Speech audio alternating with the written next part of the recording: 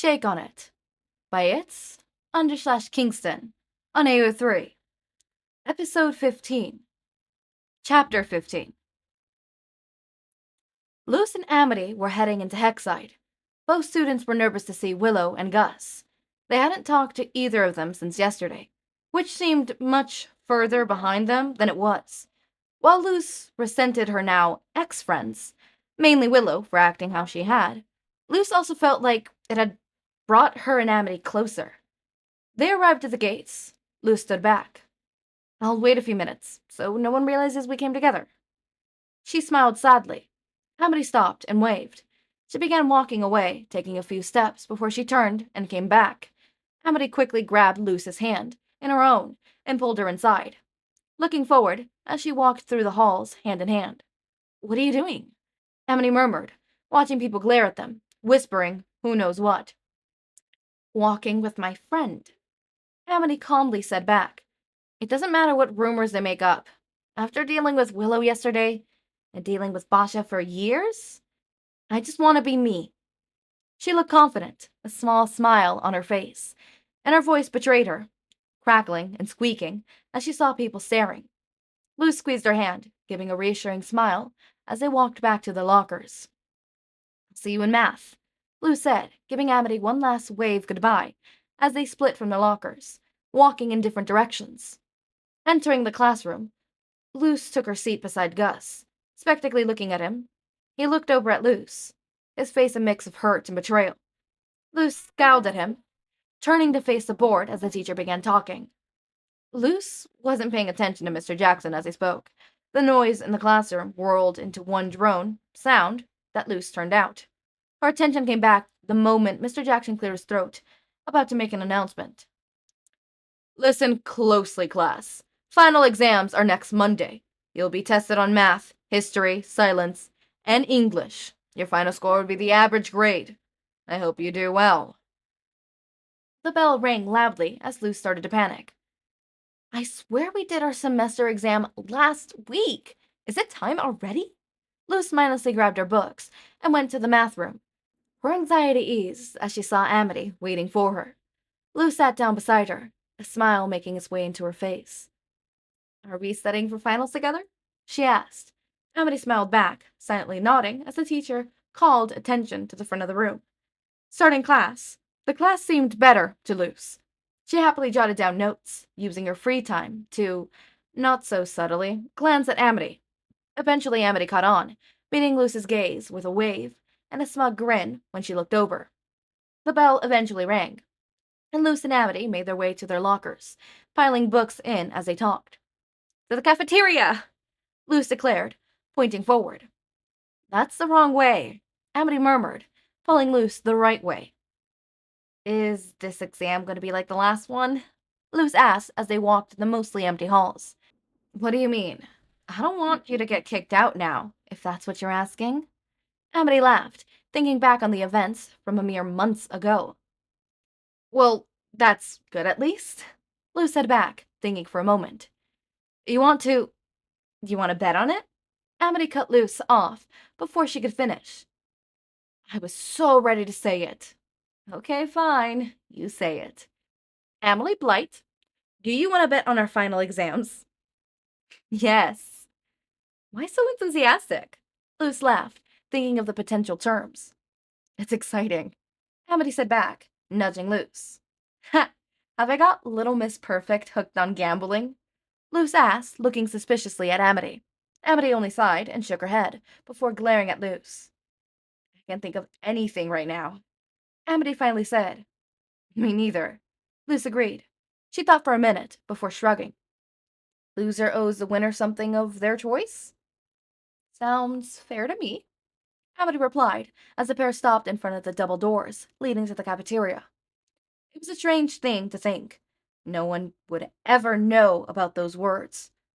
Only 3 of them. How much of their friendship stemmed from those 3 words? How much more came from them? How much weight these words carried as they posed a challenge for what might be the final time? How much those words meant to them? "Shake on it," they said in unison, holding out their hands. Unlike the first time, this handshake was firm, but warm, It was filled with friendship and a little more, unlike the cold and stilled agreement they had made forever ago. They broke apart, smiling, as they walked into the cafeteria together. Amity sat down at table 1, after Luz told her how Willow, Gus, and her sat at 7. Luz hastily grabbed her lunch, wanting to get back to her friend as fast as possible. "What are you doing hanging out with a lowlife?" The voice startled Luz as she approached the table. She saw someone talking to Amity. Basha stood behind Amity, her arms crossed and foot tapping as she glared down. "Hello? I'm waiting on my answer." Basha spoke again, rolling her eyes, as she didn't get a response. Luz stepped up behind her, placing her tray on the table before addressing Basha. "Leave her alone. What's her problem anyways?"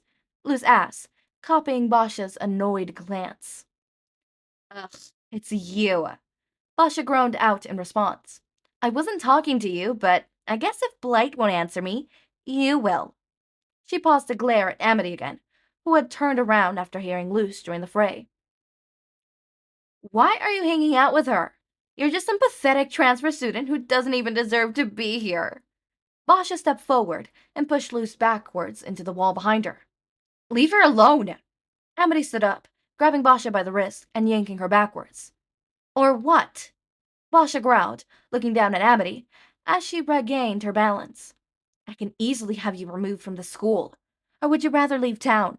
The country, maybe?" Amity said back, crossing her arms, as she stared back at Basha.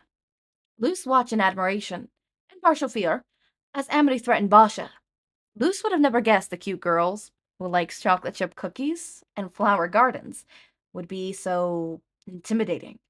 She watched as Basha backed up, groaning as she walked away, huffing a string of cursed mixes with an apology for apprehensive stakes. "Thanks for having my back," Luz said, pushing off the wall. She took the seat beside Amity, smiling at the girl. "What is it you told me? Don't mention it." Amity smiled back, beginning to eat her lunch. "You know, Blight." Luz started. The use of her last name already made Amity look over. Luz leaned in a bit, talking quietly despite the defending noise of the cafeteria. "For someone who likes cuddling up and watching old horror flicks, you sure can be intimidating."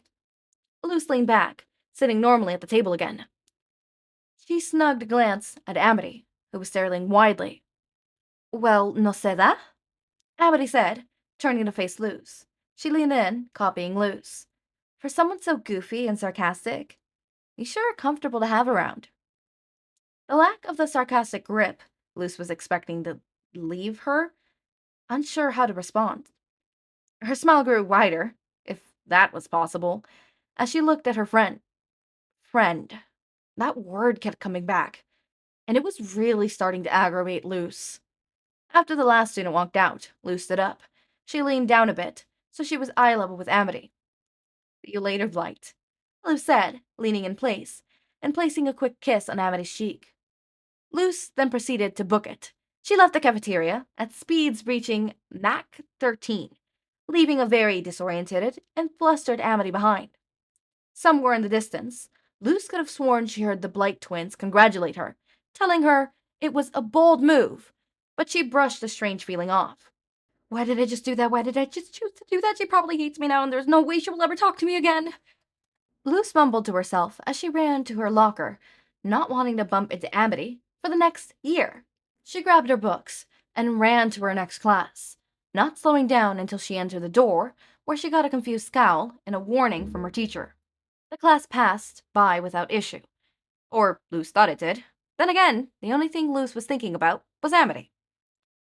She mentally face-palmed at her own feelings, cursing them for being so hard to convey expression. The bell rang again, seeming much faster than normal as the students filed out of the room. Luz ran out of the classroom and to her next one, again only stopping when she was safe. Her next class consisted of her mindlessly writing the teacher's words down as she thought of a game plan. Is it worth to drop my stuff off my docker? If I carry it home, I could say it's for exams. What if Amity catches me walking home? How do I even face her? These thoughts plagued Luz's mind as she sat in her class, her final verdict becoming clear. Avoid Amity until exams are over.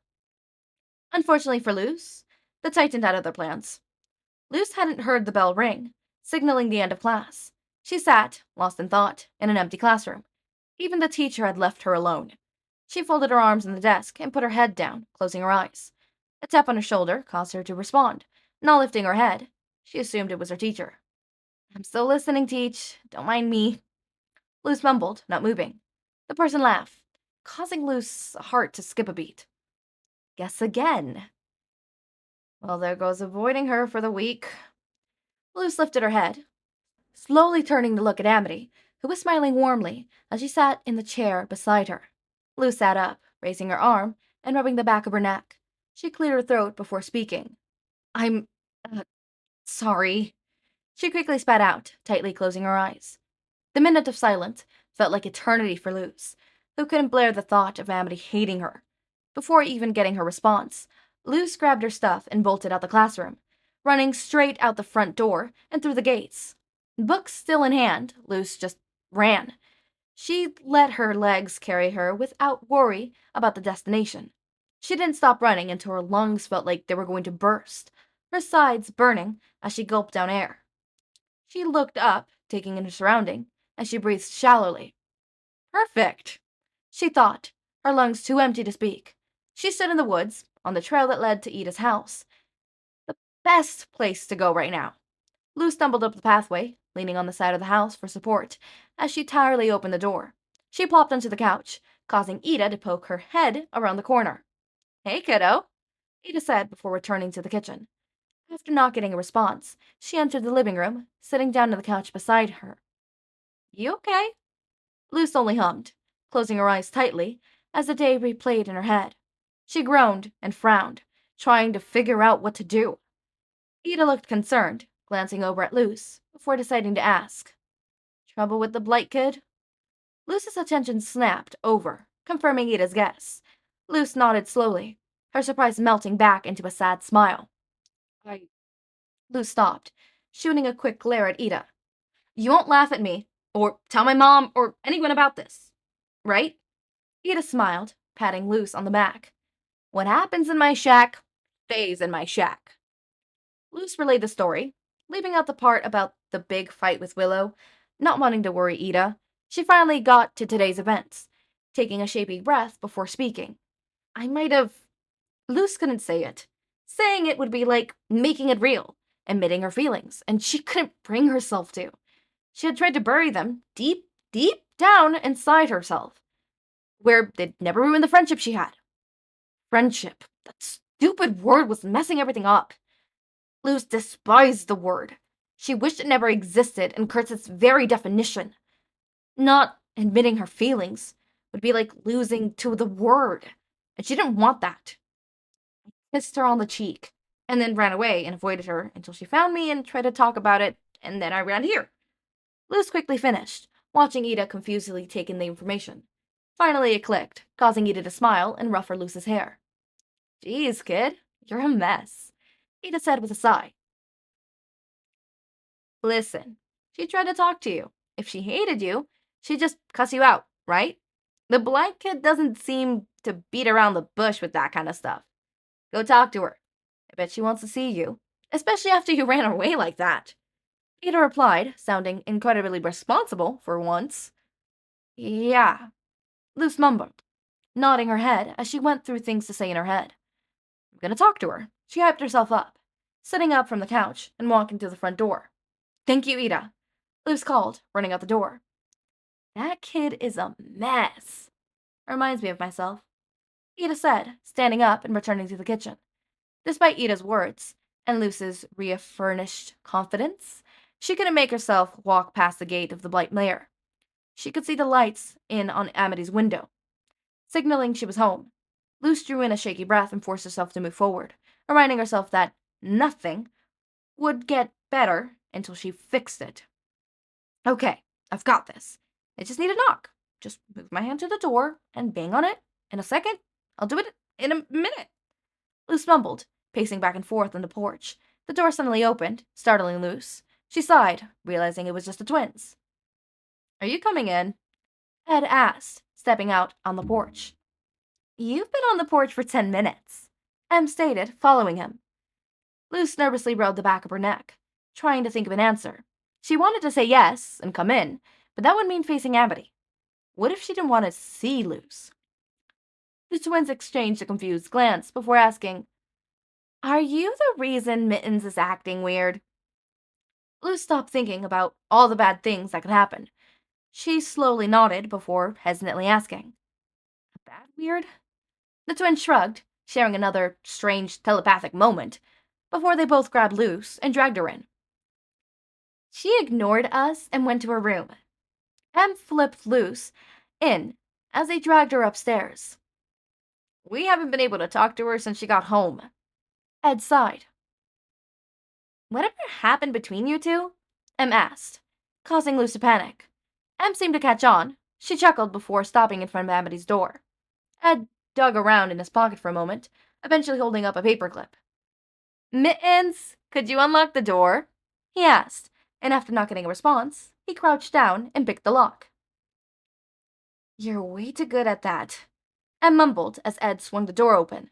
The twins shoved Luz inside the room while shouting, "You've got a visitor!"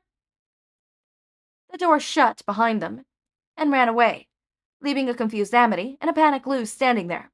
Amity sat at her desk, its top covered in papers, as she listlessly wrote on them. She turned to the door as it flew open and slammed shut, leaving Luz. Amity was confused as she saw her siblings throw Luz in and decided to help her out. "If you don't want to run into them, take the back door.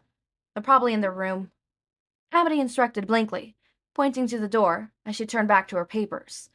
Luz stood there silently, a growing puddle of nerves, energy slowly overtaking her. She turned to the door, ready to leave, but she stayed grounded where she was. Luz tightly shut her eyes as she spoke, scared to see the outcome. "Can we talk?" Kingston, oh my fucking god, Kingston. How dare you, Kingston? How fucking dare you leave me in a cliffhanger? And, no, I'm sorry, but can we talk and then chapter end? That is diabolical, Kingston. Diabolical. Diabolical. And I decided that I was gonna stop recording right there. I can't record more. Because I said I was gonna stop there. Now I want to record more. Kingston, what do you... Okay, well, first of all, I like that Asha was put in her place. Snaps for that. We didn't really get to see Willow or Gus that much, so, like, nothing to say there.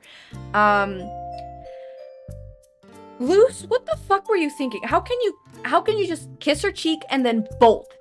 And then run, and then every time you see Amity, just start running. That's... Use your words, okay? Words are something that you use to communicate how you feel. Use them. They're good. They're nice. They're used to communicate with people. Look, Kingston, if they do not get together in the next chapter, I swear to the Lord above, Kingston, where are we gonna get our Rita and Raine and Eda? I need my Raine and Eda. Look, I need them. Raine and Eda, okay? Raine and Eda. Raina, or whatever it's called, right? Raina. I need it. I need those gays. I need them. Also, is Odalia not gonna come in and ruin shit? Because I'm kind of scared that she's gonna come in and ruin shit. Kind of scared. Oh, I think it is pronounced Odalia. I've been pronouncing it wrong. My bad. Hold up. I gotta check. Works. The means to an end. It's not yet done. It has 7 chapters. 1 more chapter to do. You know what? I know the next one I'm doing. I don't know why I turned southern. Kingston, the means to an end. Kingston, you're gonna... okay, can we talk about the degradation of me asking Kingston if I could podfic their works? It goes from the typical... Hold up, let me pull up the script. The typical script, script that I always use to ask anyone, right? Just like, hey, I was wondering whether you'd give me permission to make this into a podfic. I'll upload it on YouTube. I would credit you, put the link in the fiction description, blah, blah, blah, blah. The whole works, right? We go from this. And now I think last time, the one that I asked you for this one, hold up. Let me read. Duplicate tab, and then I need to go to chapter 1. Chapter 1, go, and now go to the comments. There's only 8 comments. All right, here it is. Kingston, my buddy, my friend, my bestie. May I have the honor of podficking this fic as well, poor flavor. With Kingston, yeah, poor flavor. With Kingston replying, Echo, my dearest pal, my confidant, my chum, go for it, lol. The degradation of these. I think next one, I'm just gonna put Kingston and leave it at that. Just Kingston. And then, a poor flavor. Or a smiley face. Should it be Kingston and then a smiley face, or Kingston, poor flavor? Kingston and a smiley face.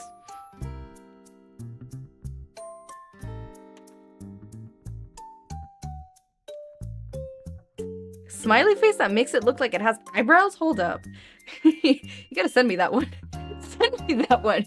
What do you mean? That makes it look like it has eyebrows. I don't understand your terminology. You mean this one? Hold up. This one with the brackets? Oh, hold up. You send it to me. Oh, that one! Yes, I'll do that one. Yes, I now understand. Not the one that makes it look like it has eyebrows. Just say the eyebrows. Okay, but Kingston, onto your thingy that's happening. They better get together. Chapter 16. Let's read a random passage in the inside. Luz stood up and... Wait, that's not in the middle. There you go. Luz's face grew warm as she raced past Eda to her room. Good. Talking to her worked, and I'm gonna go do my homework. Luz came back downstairs with more books than she could carry, accidentally dropping one as she spoke. Are you gonna go study with your girlfriend?